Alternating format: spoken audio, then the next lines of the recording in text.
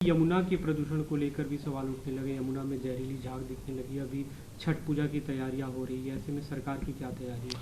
देखिए, सरकार ने पिछले बार भी लगभग 1000 जगहों पे छठ पूजा पूरे दिल्ली के अंदर किया था। इस साल भी पूरे दिल्ली के अंदर जगह जगह तैयारियां चल रही हैं। जगह जगह वहाँ पे व्यवस्था के लिए टीमें बनी हैं जो काम कर रही हैं। और मेरे ख्याल से इस बार भी पूरी तैयारी के साथ 1000 से ज़्यादा जगहों पे छठ पूजा का आयोजन होगा। लेकिन यमुना के पानी की जो गंदगी है उसके लिए उसको लेकर के भी टीमें जो है उस पर काम शुरू कर दी हैं। हमें फिर से वही स्थिति दिख रही है जो बारिश होने के पहले सीवियर, एक तरह से सीवियर स्थिति हो गई थी। उसके बाद बारिश के बाद उसमें कुछ राहत मिली। लेकिन अब आपको लगता है कि ऐसा कोई आप लोगों की एक्सपर्ट से बात हुई हो या मौसम विभाग से बात हुई कि ऐसी संभावना है कि बारिश हो या हवाएं तेज चले, क्योंकि उसके बिना तो फिर वैसे देखिए, अभी जो एक्सपर्ट्स का कहना है कि अभी 2-3 दिनों तक जो है हवा की गति ठहराव में ही रहेगी।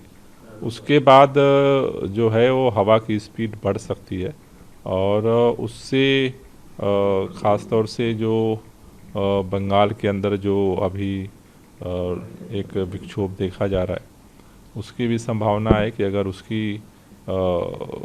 हवा और उसके पानी की बूंदें अगर यहाँ तक आती हैं तो मेरे ख्याल से 2-3 दिनों बाद ऐसा प्रेडिक्शन है कि इसमें सुधार देखा जाएगा। लेकिन अभी जैसे AQI 400 के करीब पहुंच रहा है, 395 है अभी दिल्ली का, और ये सीवियर प्लस की तरफ जा रहा है, तो 2-3 दिन में उससे पार कर सकता है, 450 के करीब हो सकता है, तो स्थिति काफ़ी गंभीर हो जाएगी। देखिए, आज दिन भर हम लोग इसको मॉनिटर कर रहे हैं और जैसी स्थिति बनती है कल फिर सभी जो साइंटिस्ट के साथ, सभी डिपार्टमेंट के साथ फिर बैठ करके आगे की कार्य योजना बनाएंगे। ये आपने कहा था बीते दिनों की अगर अति गंभीर की श्रेणी में या सीवियर प्लस की कैटेगरी में जाता है तो फिर हम विचार करेंगे कि जो बारिश के आर्टिफिशियल रेन की बात है या ऑड इवेंट की बात है उन्हें लागू किया जा सकता है कि नहीं।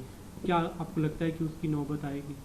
देखिए, अभी मेरे ख्याल से जो अगले 2-3 दिन हैं उसको ऑब्जर्व करने के बाद ही इस फैसले पे पहुंचा जा सकता है। लेकिन अगर सीवियर प्लस की तरफ अगर बढ़ता है तो निश्चित रूप से सरकार जो है उसके अनुरूप निर्णय लेगी। ऑड इवेंट या आर्टिफिशियल रेन निश्चित रूप से। जी।